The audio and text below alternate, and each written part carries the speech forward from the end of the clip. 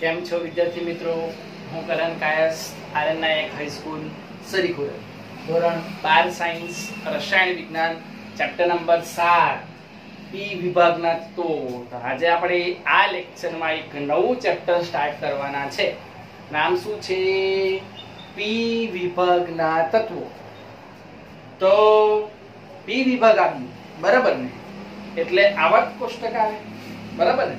આવર્ત કોષ્ટકને આપણે સમજવાનું છે, એવું સમજી લેવાનું ઇન શોર્ટ, બરાબર. હવે જો વાત કરું આ ચેપ્ટરની પર્ટિક્યુલર, તો બોર્ડની પરીક્ષા માટે મોસ્ટ આઈએમપી ચેપ્ટર છે, એટલે વ્યવસ્થિત ધ્યાન આપજો, બરાબર. ઘણા બધા સવાલો પૂછાય છે આ ચેપ્ટરમાંથી બોર્ડની પરીક્ષામાં, એમસીક્યુ હોય કે લોંગ ક્વેશ્ચન, શોર્ટ ક્વેશ્ચન્સ, બધી જ રીતે આ ચેપ્ટરમાંથી પૂછાય છે, બરાબર. જેડબલઈ અને નીટ માટે પણ આ ચેપ્ટર એટલું જ ઇમ્પોર્ટન્ટ છે. ક્લિયર? વ્યવસ્થિત દીકરાઓ, હું જે પણ ચલાવું એની નોટ બનાવો અને લખો અને વારંવાર એની પ્રેક્ટિસ કરજો, રાઇટિંગ પ્રેક્ટિસ ખાસ. ઓકે, ચાલો. પી વિભાગના તત્વો, બરાબર. તો આપણે પહેલા તો આવર્ત કોષ્ટક આપણને ખ્યાલ હોવો જોઈએ કે પી વિભાગ ક્યાં આવેલો છે, બરાબર. એટલે આવર્ત કોષ્ટકનો ખ્યાલ આપો તો તમને ઓટોમેટિક ખબર પડશે પી વિભાગ ક્યાં આવેલો છે, બરાબર. એ જોઈ લઈએ પહેલા તો, બહુ સિમ્પલ રીતે. જો ખાલી ખ્યાલ આપી દઉં છું કે કઈ જગ્યાએ જોવા મળે છે, તમને ક્લિયર થઈ જાય કે આ એસ વિભાગ છે, બરાબર. ધારો કે એવું વિચારી લઈએ, આપણો એસ વિભાગ, આ પહેલો સમૂહ અને આ બીજો સમૂહ, બરાબર. ત્યાર પછી અહીંયા શું આવશે? તો આપણો ડી વિભાગ આવશે. કયો? ડી વિભાગ આવશે, બરાબર. ચાલો, પછી પી વિભાગ આવશે. આ કયો છે? આપણો પી વિભાગ થઈ ગયો. જો હવે અહીંયા આપણો પી વિભાગ જે છે, બરાબર, 13, 14, 15, 16, 17 અને 18 આટલા સમૂહ અંદર જોવા મળે છે, બરાબર. એટલે અહીંયા 3 થી 12 સમૂહ એ કોના છે? તો ડી વિભાગના છે. કોના છે? ડી વિભાગના. અહીંયા નીચે આપણી પાસે કયો છે? લેન્થેનાઇટ, ઓક્ટેનાઇટ, એફ વિભાગ. કયો વિભાગ? એફ વિભાગ. જો આ રીતે આવર્ત કોષ્ટક છે તમારી પાસે. એસ વિભાગ છે, તેમાં પહેલો અને બીજો સમૂહ. ડી વિભાગ છે, તેમાં 3 થી 12 સમૂહ, અને 13 થી જે 18 સમૂહ છે તે કહેવાય છે આપણો પી વિભાગ. આ આપણે સ્ટડી કરવાનો છે, બરાબર. જો એસ વિભાગ છે ને દીકરાઓ, એ તમે ધોરણ 11 માં સ્ટડી કરીને આવેલા છો, બરાબર. એટલે એસ વિભાગ ક્લિયર છે, બરાબર. ડી અને એફ વિભાગ કે જે આપણું 12મા ધોરણનું 8મું ચેપ્ટર છે એમાં ભણીશું, બી અને એફ વિભાગ. ઓકે, એટલે એ પોર્શન પણ ક્લિયર થઈ જશે. હવે પી વિભાગની પર્ટિક્યુલર વાત કરીએ આપણે, તો ધ્યાન આપજો. 13મો સમૂહ અને 14મો સમૂહ એટલે કયો કયો? તો જે આપણો બોરોન પરિવાર અને કાર્બન પરિવાર એ આપણે 11મામાં ભણીને આવ્યા, બરાબર. કયો? 13મો અને 14મો. એટલે પર્ટિક્યુલર આ ચેપ્ટરમાં આપણે 12મા ધોરણમાં 15, 16, 17 અને 18 આ ચાર જે સમૂહ છે પી વિભાગના, એના વિશે આપણે ચર્ચા કરવાના છે. ક્લિયર થઈ જાય છે? સમજ પડે છે? એટલે આપણે શું જોવાના છે ચેપ્ટરમાં, આવર્ત કોષ્ટકમાં શું છે, શું ભણી રહ્યા છે અને શું ભણવાનું બાકી છે, એ તમને ક્લિયર થઈ ગયું હશે. ઓકે, એ ક્લિયર થઈ જાય એટલે તમને આઈડિયા આવી જાય કે આપણે શું ભણવાનું છે. ઓકે, ચાલો. તો હવે આપણે આગળ વધીએ, અને જે પી વિભાગના તત્વો જે આવે છે, કયા કયા તત્વો આવે છે અંદર, બરાબર, તે આપણે દર્શાવીશું. પછી એમાં અધાતુ, ધાતુ છે, બરાબર, એને સમજીશું. અને એ તમારે નોટમાં વ્યવસ્થિત રીતે એને ઉતારવાનું છે. તો તમને ક્લિયર થશે કે પી વિભાગમાં શું આવે અને આપણે શું સ્ટડી કરવાનું છે અને કઈ રીતે એને સ્ટડી કરવાનું છે. ક્લિયર થાય છે? સમજ પડે? ઓકે, ચાલો. તો પહેલો સવાલ તો એ થાય કે આપણા પી વિભાગમાં, પી વિભાગ કોને કહેવાય? તો આપણે આવર્ત કોષ્ટકમાં સમૂહ 13 થી સમૂહ 18 સુધીના તત્વોને પી વિભાગના તત્વો કહે છે, બરાબર. પહેલો આપણે એ લખી દઈએ, પહેલો મુદ્દો. ચાલો, આવર્ત કોષ્ટકમાં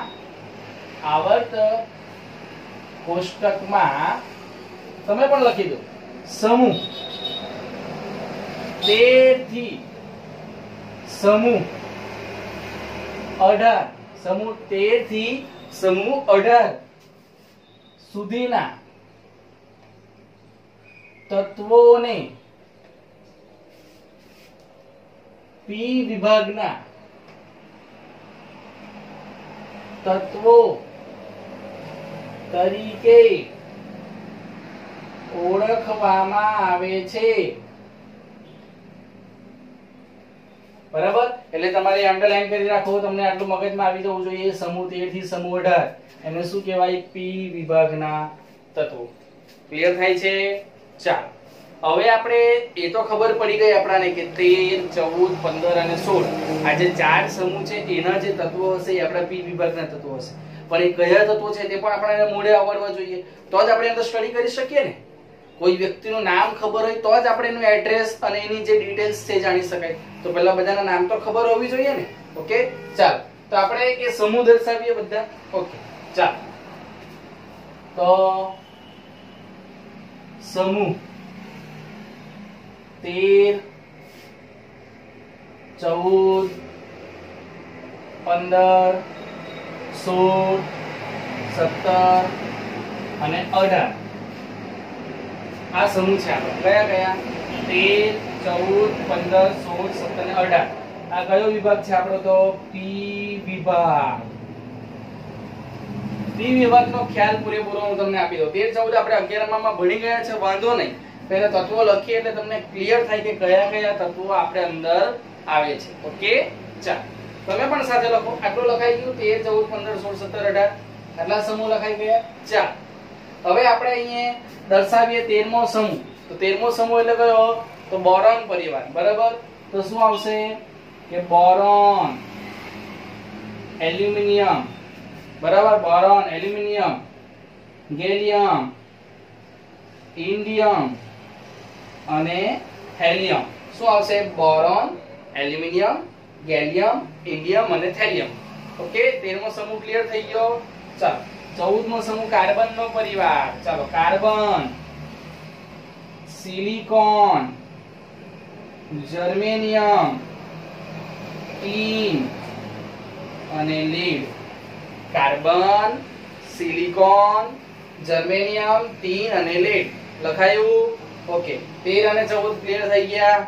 ચાલો, જે 15મો સમૂહ છે આપણો નાઇટ્રોજન વાળો આવશે. ચાલો, નાઇટ્રોજન, ફોસ્ફરસ, આર્સેનિક, એન્ટીમની અને bismuth. Nitrogen, phosphorus, arsenic, antimony અને બિસ્મથ. બરાબર, ચાલો, 16મો સમૂહ ઓક્સિજન. બરાબર, ચાલ્કોજન સમૂહ પણ કહેવાય છે. બરાબર, ચાલો, ઓક્સિજન, સલ્ફર, સેલેનિયમ, ટેલ્યુરિયમ અને પોલોનિયમ. પોલો. ઓક્સિજન, સલ્ફર, સેલેનિયમ, ટેલ્યુરિયમ અને પોલોનિયમ. ક્લિયર? ઓકે, ચાલો, 17મો સમૂહ તો બધાને જ આવડે, આપણો હેલોજન સમૂહ. ખૂબ જ સરળ સમૂહ. ચાલો, તો F એટલે ફ્લોરીન, ક્લોરીન, બ્રોમીન, આયોડીન અને એના પછી આવે પણ મોટે ભાગે કોઈ યાદ રાખે જ નહીં. બરાબર, પણ એ રેડિયો સક્રિય છે, પણ આપણે લખવાનો તો ખરો ને. અહીંયા કયો છે? AT, એસ્ટેટીન. AT, એસ્ટેટીન. ઓકે, ચાલો, 18મો નિષ્ક્રિય વાયુ આપણા નોબેલ ગેસીસ.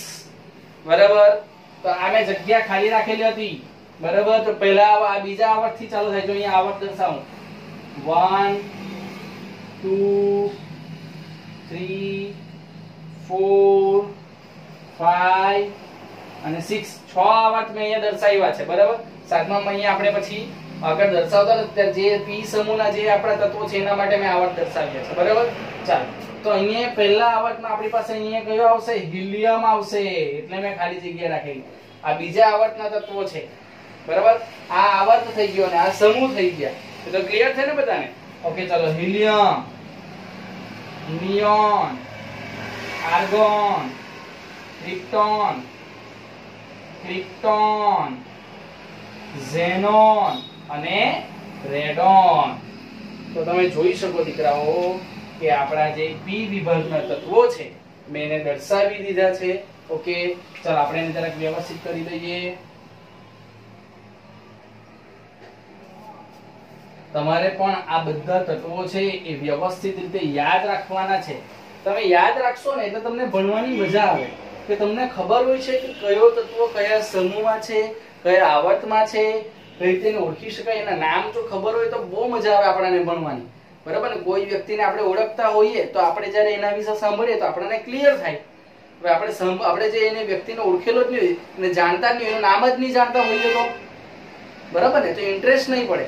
એટલે પહેલા તમારે આ વ્યવસ્થિત ઓળખી લેવાનું, તો 100% તમને આ ચેપ્ટરમાં મજા આવશે. ઓકે, ક્લિયર થાય છે? સમજ પડે છે? ચાલો હવે આની પર્ટિક્યુલર વાત કરીએ તો ત્યાં સમૂહ 13 અને સમૂહ 14 એ તમે ભણી ગયા છો 11મા ધોરણમાં. બરાબર? એટલે આપણે કયો ભણવાના છે અત્યારે 12મા ધોરણમાં? હું તમને કહી દઉં છું, સમૂહ 15 થી 18, 15, 16, 17 ને 18 આ 4 સમૂહ છે આપણે આ 12 સાયન્સના આ ચેપ્ટર નંબર 7 માં આપણે ભણવાના છે. ક્લિયર થાય છે? સમજ પડે છે? Okay, very good. ચાલ હવે આ એક જ પી વિભાગ એવું આપણું તત્વ છે કે તેમાં તમે ધાતુ, અધાતુ અને અર્ધધાતુ આ ત્રણ વસ્તુ તમને આ પી વિભાગમાં જોવા મળે. એટલે આ બહુ એક મહત્વની બાબત થઈ ગઈ. બાકીના બીજા વિભાગ કરતા એક આ એ રીતે છોટો પાડી શકાય તમે આ પી વિભાગને, કે એમાં તમને ધાતુ પણ જોવા મળે, અધાતુ પણ જોવા મળે અને અર્ધધાતુ પણ જોવા મળે છે. તો આપણે અહીં એક મુદ્દો લખી શકાય કે અહીં પી વિભાગમાં જે આપણા પી વિભાગ એને ઇંગ્લિશમાં કહીએ તો પી બ્લોક એલિમેન્ટ્સ. શું કહેવાય? પી બ્લોક એલિમેન્ટ્સ. અહીં પી વિભાગમાં ધાતુ, અધાતુ અને અર્ધધાતુ આ ત્રણેય જોવા મળે છે. ક્લિયર થાય છે? એક મહત્વનો મુદ્દો હતો કે તમને જાણકારી હોય કે આ ત્રણ વસ્તુ ધાતુ, અધાતુ અને અર્ધધાતુ એ આપણે પી વિભાગમાં જોઈ શકીએ છીએ. ચાલો હવે કયા ધાતુ છે, કયા અધાતુ છે અને કયા અર્ધધાતુ છે એના વિશે આપણે જાણકારી મેળવીએ તો તમને ક્લિયર થઈ જાય. ઓકે, જો હું દર્શાવું એટલે તમે એને વ્યવસ્થિત જોજો. બરાબર? તો આપણે પહેલા ધાતુ દર્શાવી દઈએ. ધાતુ કયા છે? બરાબર? જો હું અહીંથી બ્લેક થી એને ચોરસ બોક્સમાં, લંબચોરસ બોક્સમાં મૂકું છું તો અહીં એલ્યુમિનિયમ, ગેલિયમ, ઇન્ડિયમ અને થેલિયમ, જો આ મેં બોક્સ પાડી દીધું, આ શું છે? આપણા ધાતુ છે. એલ્યુમિનિયમ, ગેલિયમ, ઇન્ડિયમ અને થેલિયમ. પછી છે ટીન અને લેડ. ટીન અને લેડ એ પણ આપણા ધાતુ છે. ઓકે, અને અહીંયા બિસ્મથ અને એની બાજુમાં છે પોલોનિયમ. બિસ્મથ અને પોલોનિયમ એ બંને કેવી છે? ધાતુ. તો જો aluminium, gallium, indium, thallium, tin, lead, bismuth અને પોલોનિયમ આ આપણી ધાતુ છે. આ જે પી જો 13 14 ભણી ગયા છે વાંધો નથી, પણ હું તમને આખામાં જ જનરલ જણાવી દઉં છું કે ધાતુ કયા છે, અધાતુ કયા છે અને અર્ધધાતુ કયા છે. ઓકે, એટલે તમને જીડબલ્યુ નીટના કોન્સેપ્ટમાં પણ એ કામ આવી જાય. બરાબર? જેઈ નીટમાં એવું નથી હોતું કે 11મું અને 12મું, એ તો કોમન પૂછાય. ઓકે, ચાલો તો આ ધાતુ થઈ ગયા. હવે એટલે તમે નોટ કરી દેજો કે હું તમને બતાવી, અહીંયા લખી દીધું છે મેં કે આ કયા છે તો ધાતુ. બરાબર? એટલે અહીંયા હું દર્શાવતો નથી, જો તો અહીંયા લખી દઉં ધાતુ. અહીંયા બરાબર દેખાશે નહીં. બરાબર ને? અહીંયા લખી દઉં છે. આ થઈ ગયા આપણા ધાતુ. ઓકે, ચાલો હવે અર્ધધાતુ. અર્ધધાતુ દર્શાવી દઈએ એટલે બાકીના જે બચશે, અર્ધધાતુ આપણે દર્શાવી દઈએ એટલે બાકીના જે બાકી રહેશે અંદર એ કેવી હશે? આપણી અધાતુ હશે. ઓકે, ચાલો તો એને હું રેડ પેન થી દર્શાવું. તો સિલિકોન ને જર્મેનિયમ એ તો આપણે જાણીએ જ છે, ફેમસ અર્ધધાતુ છે. અર્ધધાતુ. ઓકે, ચાલો પછી છે આર્સેનિક અને એન્ટીમની, એ પણ અર્ધધાતુ છે. અને સેલેનિયમ અને ટેલ્યુરિયમ એ પણ કેવી છે? અર્ધધાતુ. ઓકે, તો જો અર્ધધાતુ કઈ ખાસ ધ્યાન આપજો. અર્ધધાતુ silicon, germanium, arsenic, antimony, selenium અને ટેલ્યુરિયમ. સેલેનિયમ અને ટેલ્યુરિયમ એ કઈ છે? તો આ જે 6 જે રેડ કરીને મેં દર્શાવી છે, રેડ લાલ કરીને, કેટલાકને નહીં દેખાતો તો બતાવું છું. આ રેડ કરીને જે દર્શાવી છે એ આપણી અર્ધ ધાતુ છે. આ બ્લેક માં જે દર્શાવી છે મેં રાઉન્ડ કરીને એ છે આપણી ધાતુ છે. અને બાકી જે બચી છે helium, boron, carbon, nitrogen, oxygen, fluorine, જે આપણી બાકીની જે બચેલી ધાતુ છે એ છે અધાતુ.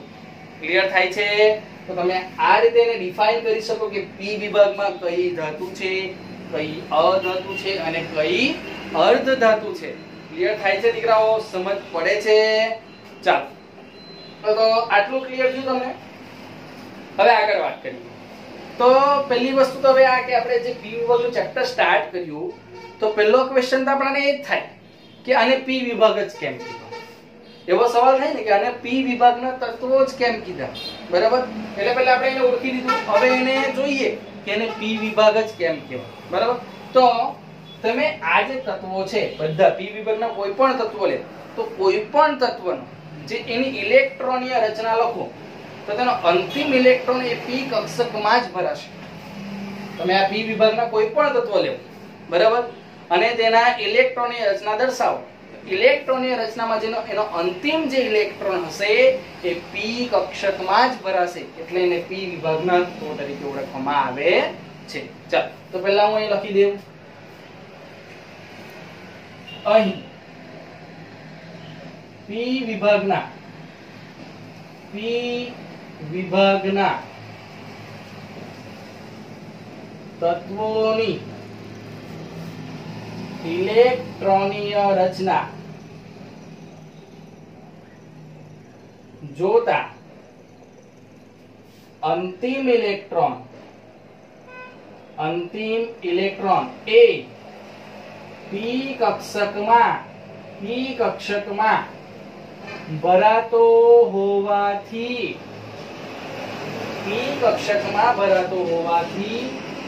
તેને પી વિભાગના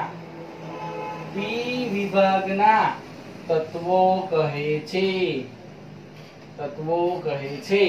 એટલે આ એક વસ્તુ તમારે ખાસ ધ્યાનમાં રાખવાની કે અંતિમ ઇલેક્ટ્રોન છે જ્યારે ઇલેક્ટ્રોનની રચના તમે દર્શાવો છો ત્યારે તમને એ પી કક્ષકમાં જતો જોવા મળે છે. બરાબર? એટલે એને આપણે પી વિભાગના તત્વો કહીએ છીએ. આટલું ક્લિયર થાય? જો બહુ જનરલ ઇન્ટ્રોડક્શન લેક્ચર આપી રહ્યો છું. આ લેક્ચરમાં તમને થોડો ફંડામેન્ટલ ક્લિયર થઈ જશે તો તમે જ્યારે આપણે ભણીશું 15, 16, 17, 18 તો તમને ડિફાઇન થઈ જાય કે હા 15 માં આટલું જ છે, આના વિશે આપણે ચર્ચા કરવાની છે. બાકી તમે જો બુકમાં જોવા જાય તો ચોપડી આખી કોમ્પેક્ટ કરશો અને તમે જો આ રીતે છૂટું નહીં પાડો તો વેરી ડિફિકલ્ટ સમજવું. બરાબર? એટલે બહુ સિમ્પલ રીતે પહેલો લેક્ચર સમજો કે શું કહેવા માંગુ છું. ઓકે, ચાલો. હવે એક બીજું આપણે જો જોડવા માંગીએ આની સાથે, આ એક સમજણ મળી ગઈ કે પી વિભાગના તત્વો કેમ કહેવાય. પછી તમે જોવો તો પી વિભાગમાં 1, 2, 3, 4, 5 અને 6 સમૂહ આવેલા છે. 13 થી 18 એટલે ટોટલ કેટલા? 6 સમૂહ. તો જો આપણે એ વાતને પણ જો મેચ કરવી હોય ને તો અહીં તમને ખાલી જાણે ખાતર કે રાખવું, એમ પૂછાય એવું નથી, પણ એમ કે તમને ખબર હોય છે કે પી કક્ષક લખીએ આપણે, પી કક્ષક. તો પી કક્ષકમાં આપણે કઈ રીતે લખી શકાય? આ રીતે. એમાં px, py અને pz. મેક્સિમમ કેટલા ઇલેક્ટ્રોન ભરાય? તો 1, 2 અને 3, 4, 5 અને 6. મેક્સિમમ 6 ઇલેક્ટ્રોન ભરી શકો પી કક્ષકમાં. અને સમૂહ કેટલા છે? 1, 2, 3, 4, 5, 6. તો આ પણ એક રીઝન છે કે જો આ પી વિભાગના 6 જ સમૂહો કેમ છે, આને કારણે સમજ પડે. એટલે આ એક ફંડામેન્ટલ પણ તમારા મગજમાં ફિટ થાય તો તમને એ પણ ક્લિયર થાય કે જો જે 6 સમૂહ આવેલા છે આને કારણે હોય છે. પછી અંતિમ ઇલેક્ટ્રોન પી કક્ષામાં જાય છે એટલે એને પી વિભાગના તત્વો કીધા. ઓકે, એટલે એવા ફંડામેન્ટલ તમને ક્લિયર હોવા જોઈએ. તમને એ સમજ પડતી હોવી છે કે આવું કેમ કહેવાય, તો રિએક્શન કરશો તો તમને ઓટોમેટિક આવડશે. બરાબર? ક્લિયર થાય છે? ઓકે, ચાલ. હવે આપણે આ જે પી વિભાગ છે એની સામાન્ય ઇલેક્ટ્રોનીય રચના, કોમન, આખા પી વિભાગ માટે કોમન ઇલેક્ટ્રોનની રચના શું લખી શકાય એ જોઈએ આપણે. તો અહીં લખું છું પી વિભાગની સામાન્ય ઇલેક્ટ્રોનીય રચના. ઇલેક્ટ્રોનીય રચના. ચાલો એ જોઈએ. એ મોસ્ટ આઈએમપી છે, તમને બોર્ડની પરીક્ષામાં શોર્ટ ક્વેશ્ચનમાં પૂછી શકાય. બરાબર. આખા પી વિભાગની જનરલ સામાન્ય ઇલેક્ટ્રોનની રચના છે, હું તમને અહીં લખી બતાવું છું. NS2 NP 1 2 6 1 2 6 એટલે p માં 1 થી 6 ઇલેક્ટ્રોન, એક ઇલેક્ટ્રોન હોઈ શકે, બે હોઈ શકે અથવા 6 સુધી હોઈ શકે. બરાબર. એટલે NS2 NP6 એ p વિભાગની સામાન્ય ઇલેક્ટ્રોનની રચના છે. કોને છોડીને? હિલિયમ ને છોડીને. અહીં લખી શકાય હિલિયમ સિવાય. કેમ હિલિયમ સિવાય? તો હિલિયમ ની ઇલેક્ટ્રોનની રચના શું છે આપણને ખબર છે, 1s2. બરાબર. તો 1s2 છે એટલે આ ખાલી s કક્ષકમાં છે, p માં કઈ જ નથી. એટલે આ હિલિયમ સિવાય જે આ કોમન જે છે તે p વિભાગની જે આપણી ઇલેક્ટ્રોનની રચના છે તે NH2 NP126. જે n બરાબર શું કહેવાય? મુખ્ય ક્વોન્ટમાર્ક. અને મુખ્ય ક્વોન્ટમાર્ક પરથી આપણે એનો આવર્ત નક્કી કરી શકીએ કે તમે ભણી ગયેલા છો આગળ. બરાબર. એટલે તમે એક ક્લિયર તમે ઇલેક્ટ્રોનની રચનાને સમજી શકાય. તો પહેલા તો તમને આ ક્લિયર થઈ ગયું કે એની કોમન ઇલેક્ટ્રોનની રચના કઈ છે. તો હું એને બરાબર બોક્સમાં મૂકી દઉં છું. NH2 NP126 એટલે s અને p કક્ષા આવશે. ઓકે. છેલ્લી જે અંતિમ બાહ્યતમ કોષની જે ઇલેક્ટ્રોનની રચના હોય એ સામાન્ય ઇલેક્ટ્રોનની રચના તરીકે આપણે એને ઓળખીએ. બરાબર. અને He સિવાય, કેમ તો હિલિયમની 1s2 છે એટલે એના સિવાય કોમન જે આખો p વિભાગ છે તેની સામાન્ય ઇલેક્ટ્રોનની રચના, જનરલ ઇલેક્ટ્રોનિક કોન્ફિગરેશન. ઓકે. ચાલો હવે આ જે કોમન છે તેને આપણે બધા સમૂહ માટે જો લખવું હોય તો કઈ રીતે લખી શકાય? તો જો તો સમૂહ 13 લખવું. જો ખાસ ધ્યાન આપજો. સમૂહ 13. ચાલો સમૂહ 13 માં જે બાહ્યતમ કોષ એટલે કે જે સંયોજકતા કક્ષક છે, સંયોજકતા કોષ છે, એમાં જે આપણા ઇલેક્ટ્રોન રહેલા છે બાહ્યતમ કોષમાં, બાહ્યતમ કોષ એમાં ઇલેક્ટ્રોન કેટલા? 3 ઇલેક્ટ્રોન. અથવા એને તમે સંયોજકતા કક્ષક કે સંયોજકતા કક્ષાના ઇલેક્ટ્રોન કહી શકો. સંયોજકતા કક્ષાના ઇલેક્ટ્રોન અથવા તો સંયોજકતા કોષના ઇલેક્ટ્રોન. બરાબર. બાહ્યતમ કોષ અથવા તો સંયોજકતા કોષ લખો અહીં તો તમે એ શબ્દ વધારે ક્લિયર લાગે કે સંયોજકતા કોષના ઇલેક્ટ્રોન અથવા તો સંયોજકતા કક્ષાના ઇલેક્ટ્રોન અથવા તો બાહ્યતમ કોષના ઇલેક્ટ્રોન, જે આપણા અંતિમ ઇલેક્ટ્રોન હોય છે એની વાત કરીએ. તો સમૂહ 13 માં 3 ઇલેક્ટ્રોન છે, સંયોજકતા કક્ષાના ઇલેક્ટ્રોન, સંયોજકતા કોષના ઇલેક્ટ્રોન અથવા બાહ્યતમ કોષના ઇલેક્ટ્રોન. પછી સમૂહ 14 એમાં 4 ઇલેક્ટ્રોન બાહ્યતમ કોષમાં છે. સમૂહ 15 લઈએ તો એમાં 5 ઇલેક્ટ્રોન બાહ્યતમ કોષમાં. ઓકે. 16મો સમૂહ લેવું તો તમને 6 ઇલેક્ટ્રોન મળશે બાહ્યતમ કોષમાં.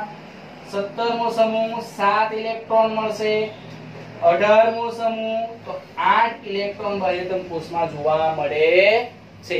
જો આના પરથી મેં તમને આ બધા સમૂહની સામાન્ય, હવે જો આ કોમન આખા p વિભાગ માટે જોઈએ આપણે NH2 NP126. ઓકે. હવે પર્ટિક્યુલર જે 13મો સમૂહ છે એની સામાન્ય ઇલેક્ટ્રોનની રચના કઈ, 14 માની કઈ, એવી રીતના આપણે બધા સમૂહની પર્ટિક્યુલર સામાન્ય ઇલેક્ટ્રોનની રચના કઈ કે 13મો સમૂહ છે તો તેમાં આટલા તત્વો છે તો આ તત્વોની સામાન્ય ઇલેક્ટ્રોનની રચના શું હશે. 18મો સમૂહ છે તો હિલિયમ થી રેડોન સુધીનો છે તો તેઓની સામાન્ય ઇલેક્ટ્રોનની રચના શું હશે. 15મો સમૂહ છે નાઇટ્રોજન થી બિસ્મથ તો એની ઇલેક્ટ્રોનની રચના જે સામાન્ય છે એ શું હોય છે. બરાબર. તો એ આપણે દર્શાવીએ શેના પરથી? તો સંયોજકતા કોષના જે ઇલેક્ટ્રોન છે, બાહ્યતમ કોષમાં જે ઇલેક્ટ્રોન રહેલા હોય છે એના પરથી આપણે નક્કી કરીએ. બરાબર. ચાલો તો અહીંયા જો મેં 3 ઇલેક્ટ્રોન છે એની પાસે. બરાબર.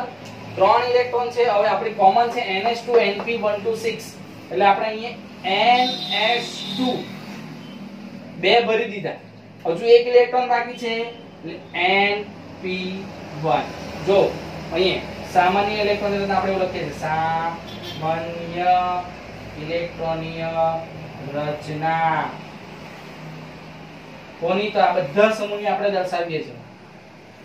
બરાબર. સામાન્ય ઇલેક્ટ્રોનીય રચના ચાલો આ ક્લિયર થયું કેમ તો 3 ઇલેક્ટ્રોન છે બાહ્યતમ કોષમાં એટલે NH2 S માં તો બે ભરાઈ જ જવાના કારણ કે કોમન આપણને કીધું છે NH2 NP126 બે તો ભરી દીધા કેટલા બચ્યું એક જ બચ્યું એટલે NH2 NP1 ઓકે ચાલો એ જ રીતે આપણે બીજાની દર્શાવો અને તમને સમજ પડી ગઈ હશે તો તમે જાતે પણ એને દર્શાવી શકો બહુ જ ઈઝી હવે જો હવે અહીંયા NH2 તો NP2 આવશે કારણ કે 4 ઇલેક્ટ્રોન છે 4 છે 2 s માં ભરાઈ ગયા તો 2 બાકી રહ્યા તો એ p માં જશે ઓકે ચાલો અહીંયા આવશે NH2 NP3 NH2 NP3 અહીંયા આવશે NH2 NP4 ચાલો અહીંયા આવશે NH2 NP5 અહીંયા આવશે NH2 NP6 કમ્પ્લીટ તો તમે જોઈ શકો છો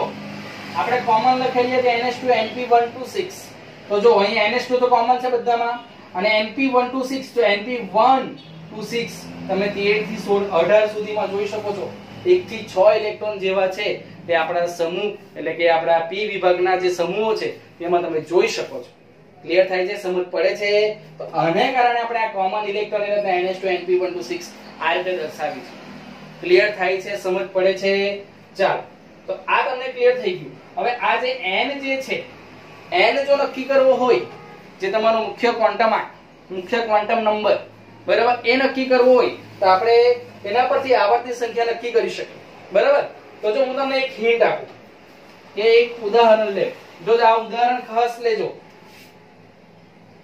ઉદાહરણ તરીકે મેં આર્ગોન લઉં છું શું લઉં છું આર્ગોન કેટલા છે 18 છે બરાબર આર્ગોન ના કેટલા છે 18 છે પરમાણુ ક્રમાંક હવે એની ઇલેક્ટ્રોનની રચના લખવી હોય તો કેવી રીતે લખી શકાય તો 1s2 2s2 2p6 3s2 n में 4 ने 6 10 में 12 ने 6 18 चलो 18 कंप्लीट થઈ ગયા આર્ગોન ઇલેક્ટ્રોનની રચના કંપ્લીટ થઈ ગઈ ચાલો હવે એને આપણે શોર્ટમાં દર્શાવવી હોય તો શું કરીએ આપણે નિયોન 10 એટલે અહીંયા શું બચે છે જો 3s2 3p6 3s2 3p6 જો હવે આર્ગોન છે એ 18 પરમાણુ ક્રમાંક અને સમૂહ કયો છે એનો સમૂહ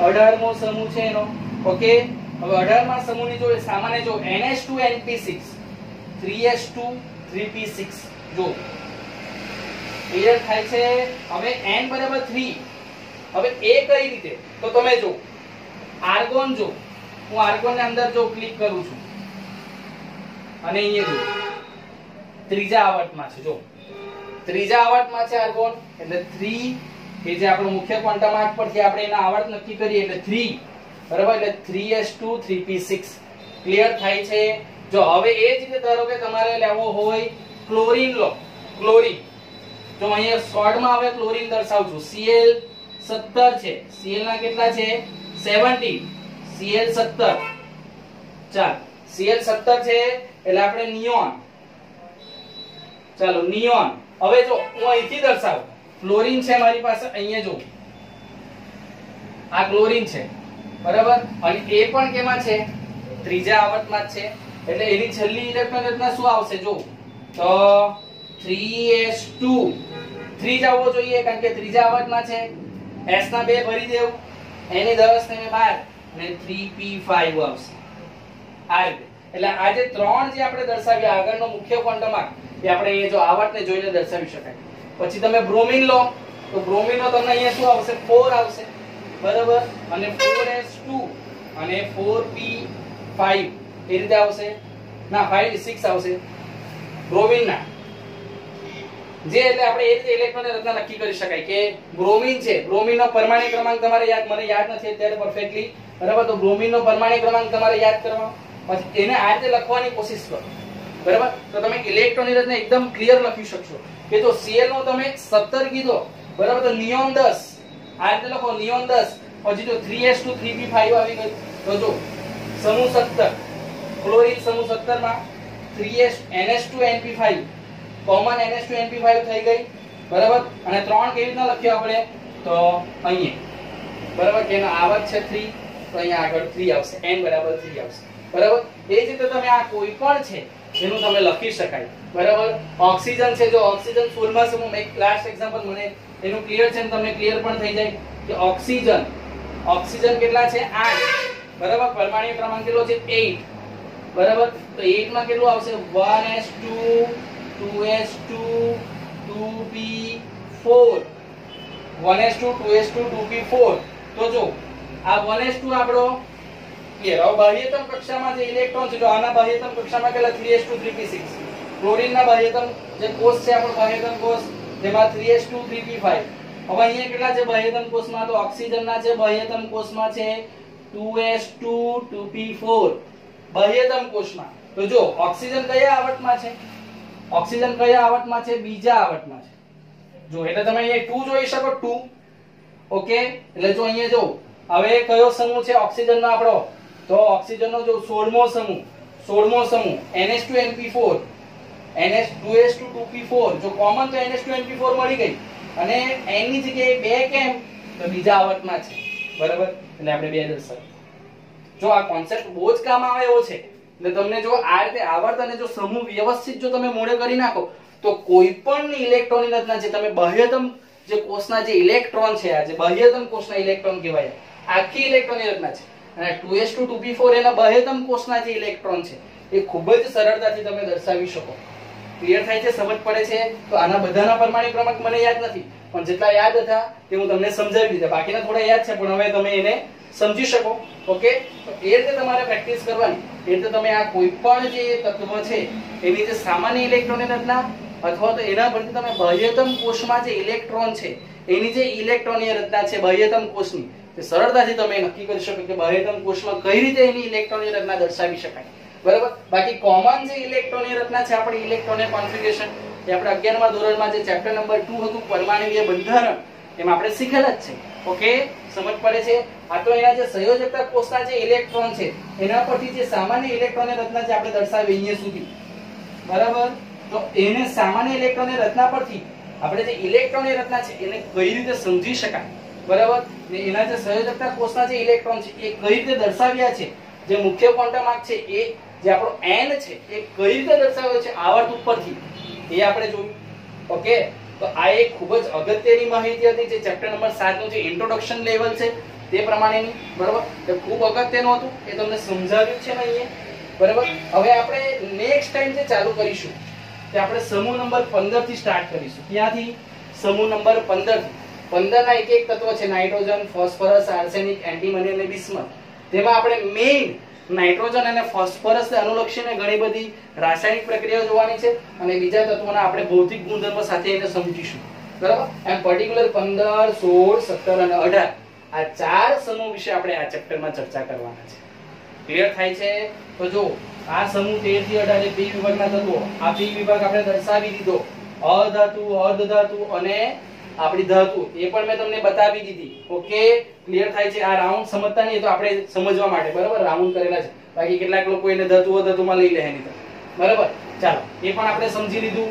ઓકે. પછી પી વિભાગની ઇલેક્ટ્રોન રચનામાં જે અંતિમ ઇલેક્ટ્રોન છે એ પી કક્ષકમાં જાય છે એટલે આપણે એને પી વિભાગના તત્વો કીધા.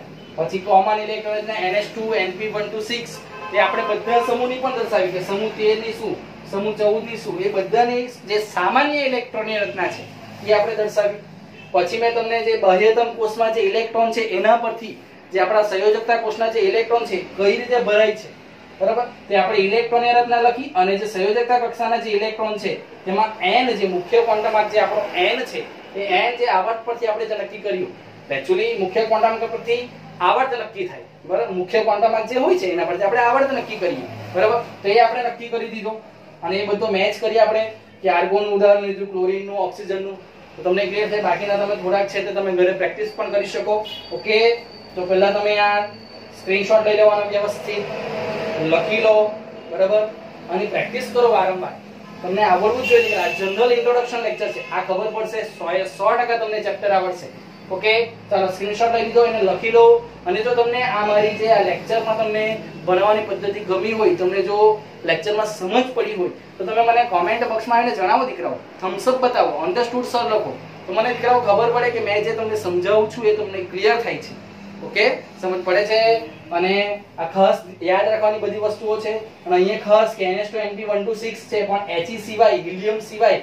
કેમ? તો એ 1s2 ધરાવે છે, ત્યાં p કક્ષક હાજર નથી. ઓકે, તો આ થઈ ગયું તમારું p વિભાગના તત્વોનો ઇન્ટ્રોડક્શન લેક્ચર. હવે નેક્સ્ટ ટાઈમ થી આપણે સમૂહ 15 થી લેક્ચર સ્ટાર્ટ કરીશું. ઓકે, ચલો લખી કાઢો, ત્યારબાદ આપણે આગળ જઈશું. Thank you.